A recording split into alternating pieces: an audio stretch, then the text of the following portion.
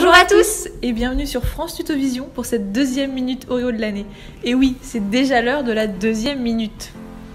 Tout d'abord, on espère que vous allez bien et que vous êtes chaud pour cette colle de biocell. On espère aussi que vous profitez à fond de l'ouverture de la saison des raclettes et que vous arrivez à trouver un peu de temps pour vous.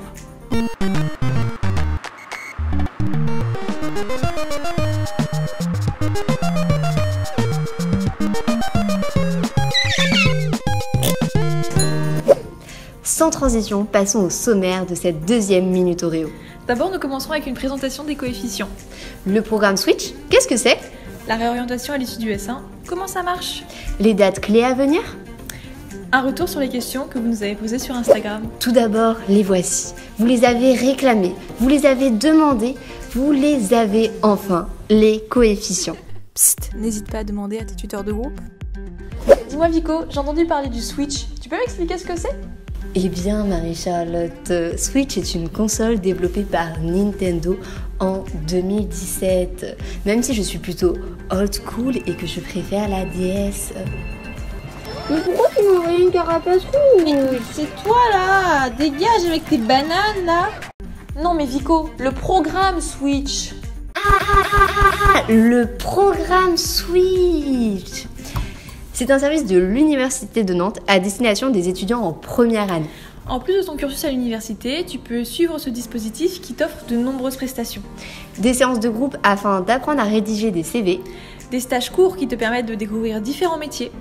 Ou encore des entretiens avec des professionnels pour apprendre davantage sur leur métier. Et plein d'autres choses à découvrir encore. Cela te permet de réfléchir davantage sur ton avenir et sur ce que tu souhaites faire. Ouais. Mais où sont proposés ces services?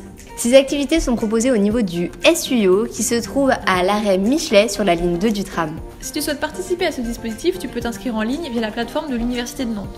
Tu peux également nous écrire à orientation.tutorat.nantes@gmail.com si tu souhaites davantage d'informations. Nous nous ferons un plaisir de répondre à toutes tes questions. Mais dis-moi MC, moi la première année j'en peux plus, c'est beaucoup trop de travail, je me sens vraiment pas de continuer. Sortez-moi de cet enfer. Eh bien, pas d'inquiétude, dès l'US2, tu pourras changer de filière via la réorientation à l'issue du S1. Mis en place par l'Université de Nantes, ce système te permet de rentrer dès janvier dans la filière de ton choix. Si tu es intéressé par ce dispositif, les démarches sont effectuées du 5 au 20 novembre. Tu as donc encore un peu de temps pour peaufiner ton choix et tu peux venir nous voir si tu as besoin d'en discuter.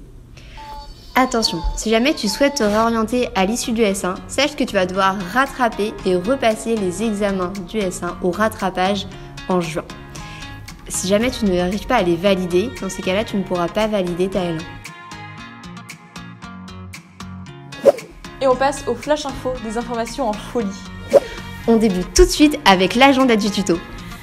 Ouvre tout d'abord ton agenda à la page du 22-23 octobre. C'est le grand retour du tuto parent. Mais tu me diras, le tuto parent, qu'est-ce que c'est? Organisé par la team Bien-être, le tuto parent est un échange entre des parents de première année, donc vos parents, et des parents d'anciens première année, par exemple nos parents. Nos parents. Ils pourront conseiller tes parents sur la façon de t'aider à gérer au mieux ton année. À présent, va à la page du 6-7 novembre pour les étudiants en PASS et du 7 novembre pour les étudiants en LAS. C'est le fameux examen blanc. Jour adoré par certains et détesté par d'autres, c'est le rendez-vous incontournable du S1. Toutes les épreuves dans les conditions similaires à celles de l'examen pour t'aider à t'y préparer en toute sérénité. Mais dis-moi MC, on a oublié la date la plus importante de l'année. Laquelle? Le 13 janvier. Mais oui, c'est en ce beau mercredi que se déroulera le fameux FMS, Forum des métiers de la santé. Installé dans le hall de la fac verte, de 13h30 à 19h, tu pourras y rencontrer des étudiants issus des 5 filières de la première année, ainsi que des étudiants du paramédical. Par exemple, l'IFSI de Nantes ou encore l'Institut supérieur d'optique et bien d'autres encore. Voilà l'affiche que tu connais déjà, puisqu'il s'agit de la 4e de couverture de ton merveilleux guide de l'orientation. Si jamais tu ne l'as pas encore eu, tu peux passer au bureau le chercher. Et pour finir, suite à notre sondage sur Instagram, nous allons répondre à toutes vos questions. Dans la vidéo d'aujourd'hui, nous allons tenter de répondre à vos questions les plus pertinentes. Tout d'abord, la première question, comment devient-on un éleveur de saucissons? Des études de saucissologie sont à envisager. Rapproche-toi de ton charcutier le plus proche pour plus d'informations. Marjorie n'a pas confiance en elle et voudrait savoir s'il est possible de prendre les places délaissées d'une autre filière si elle échoue dans la sienne. Non. Non. Non. Non, désolé. Non, pour passer dans une filière, il faut obligatoirement avoir fait les épreuves de spécialité. Julien et Daphné voudraient savoir si eux aussi, ils auront droit à des réunions sur les métiers de santé d'ici la fin de l'année. Nous ne savons pas encore, en tout cas il y aura le forum des métiers de la santé où tu pourras poser toutes tes questions qui aura lieu le 13 janvier. Arnaud est un peu flemmard. Est-ce que c'est grave s'il délaisse l'option santé en LAS? Oui, En effet, pour valider une année à l'université, il faut valider un certain nombre de crédits ECTS.